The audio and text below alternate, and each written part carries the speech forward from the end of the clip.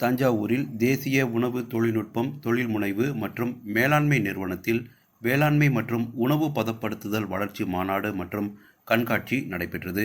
2 நாட்கள் நடைபெற்ற இந்நிகழ்ச்சியை தமிழக வேளாண் துறை அமைச்சர் திரு எம்.ஆர்.கே. பன்னீர்செல்வம் தொடங்கி வைத்தார். நிகழ்ச்சியில் பேசிய தமிழக வேளாண் துறை அமைச்சர் திரு எம்.ஆர்.கே. பன்னீர்செல்வம், கடந்த 4 ஆண்டுகளில் விவசாயிகளுக்கு 1023 கோடி ரூபாய் பயிர் இழப்பீடாக வழங்கப்பட்டுள்ளதாக கூறினார்.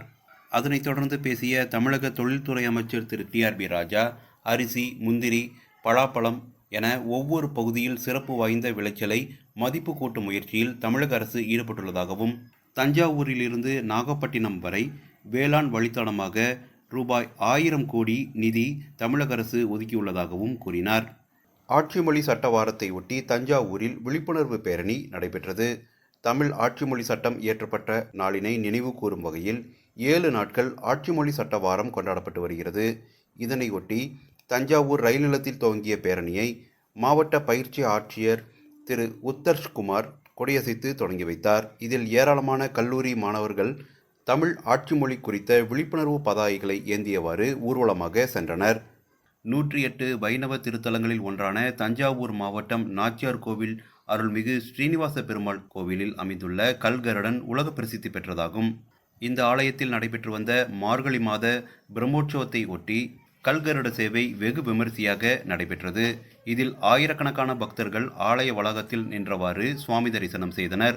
ஆலயத்தின் ஒவ்வொரு வாசற்படியினை கடக்கும் பொழுதும் கருட வாகனத்தின் எடை அதிகரிப்பதும், கருவறை திரும்பும்போது எடை குறைவதும் அதிசயமாக பார்க்கப்படுகிறது. தஞ்சாவூர் மாவட்டம் பட்டுக்கோட்டையில் அமைந்துள்ள சுமார் 1500 ஆண்டுகள் பழமை வாய்ந்த அருள்மிகு ரெங்கநாத பெருமாள் திருக்கோவிலில் சொர்க்கவாசல் எனும் பரமபதல் வாசல் திறக்கும் நிகழ்வு வெகு விமரிசையாக நடைபெற்றது. இந்த ஆலயத்தில் அருள்மிகு ரெங்கநாத பெருமாள் ஸ்ரீதேவி பூதேவி சமேதராய் நின்ற கோலத்தில் அருள்பாலிப்பது சிறப்பம்சமாக கருதப்படுகிறது. பல்வேறு சிறப்புகள் வாய்ந்த இந்த ஆலயத்தில் வைகுண்ட ஏகாதசி தினத்தை ஒட்டி சொர்க்கவாசல் திறக்கும் நிகழ்வு வெகு விமரிசையாக நடைபெற்றது. இதில் ஆயிரக்கணக்கான பக்தர்கள் நீண்ட வரிசையில் நின்று சுவாமி தரிசனம் செய்தனர். உலக புகழ்பெற்றதும் 1000 ஆண்டுகள் பழமை வாய்ந்த சிவாலயமுமான தஞ்சாவூர் பெரிய கோவிலில் ஆருத்ரா தரிசன விழா வெகு விமரிசையாக நடைபெற்றது. ஆருத்ரா தரிசனத்தை முன்னிட்டு நடராஜ பெருமானுக்கு விபூதி, பால், தயிர், பழங்கள், மஞ்சள், திரவிய பொடி, சந்தனம் ஆகியவற்றால் சிறப்பு அபிஷேகம் செய்யப்பட்டு மகா தீபாராதனை காண்பிக்கப்பட்டது. பின்னர் சிவகாம சுந்தரியுடன் நடராஜ பெருமான் கோவில் வளாகத்தில் எழுந்தருள சுவாமிகள் மீது ஏராளமான மக்கள் நெல் மணிகளை தூவி சிறப்பு வழிபாடு நடத்தினர். கர்நாடக இசை மும்மூர்த்திகளில் ஒருவரான சத்குரு ஸ்ரீ தியாகராஜரின் 178வது ஆராதனை விழாவை ஒட்டி அதன் தொடக்க நிகழ்ச்சியை மகாராஷ்டிரா ஆளுநர் திரு சி.பி. ராதாகிருஷ்ணன் குத்துவிளக்கு ஏற்றி தொடங்கி வைத்தார். நிகழ்ச்சியில் பேசிய அவர், கரைபுரண்டு ஓடும் கோதாவரியை காவிரி ஆற்றில் இணைக்க வேண்டும் என்றும், டெல்டா மக்கள் ஒருபோதும் நீருக்காக ஏங்கக்கூடாது என்றும், இந்த தேசத்தில் உள்ள நதிகளை இணைக்காமல் தேசத்தின் நீர் தேவையை யாராலும் பூர்த்தி செய்ய இயலாது என தான் நம்புவதாகவும் அவர் பேசினார். தஞ்சாவூர் மாவட்டத்தில் உள்ள 589 கிராம ஊராட்சிகளிலும் கிராம சபை கூட்டம் வரும் 26ஆம் தேதி நடைபெறும் என்று மாவட்ட ஆட்சித்தலைவர் திருமதி பிரியங்கா பங்கஜம் தெரிவித்துள்ளார். எனவே அன்றைய தினம் கிராம ஊராட்சி மக்கள் கிராமத்தில் நடைபெறும் கிராம சபையில் கலந்து கொண்டு சிறப்பித்திட வேண்டும் என்று அவர் கேட்டுக்கொண்டுள்ளார்.